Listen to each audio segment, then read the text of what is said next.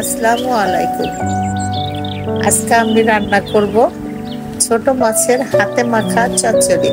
এখানে আমি নিয়েছি বেগুন পাতলা করে কাটা, ঝিঙ্গা পাতলা করে কাটা, পেঁয়াজ পাতলা করে কাটা আর কাঁচামরিচ ফালি।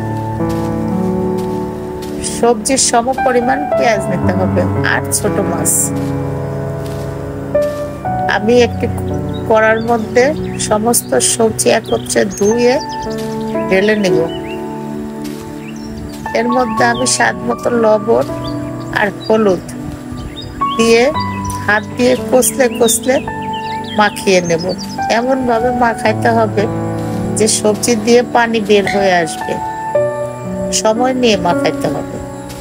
মাখাইতে মাখাইতে যখন সবজি দিয়ে পানি বের হয়ে আসবে তখন এর মধ্যে আমি তেল অ্যাড করব। চচ্চড়িতে তেল একটু বেশি লাগে তুলনামূলক। তেল দিয়ে মাখিয়ে আমি এর মধ্যে ছোট মাছ অ্যাড করে দিব।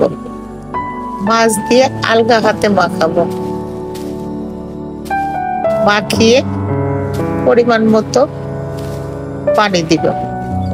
খুব বেশি পানি দিব না, চ্যাপচ্যাপা পানি দিব।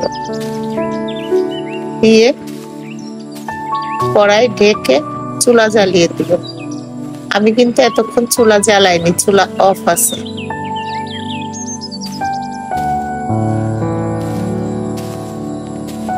এরপর তরকারি যখন বলক আসে, পানি উপরে উঠে আসে, তখন আমি ঢাকনা খুলে একবার নেড়ে দিব, দিয়ে ঢাকনা আটকিয়ে দিব।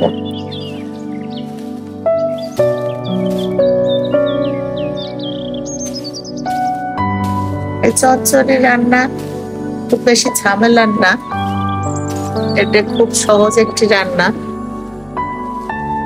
এটা রান্না করতে সময় লাগে না।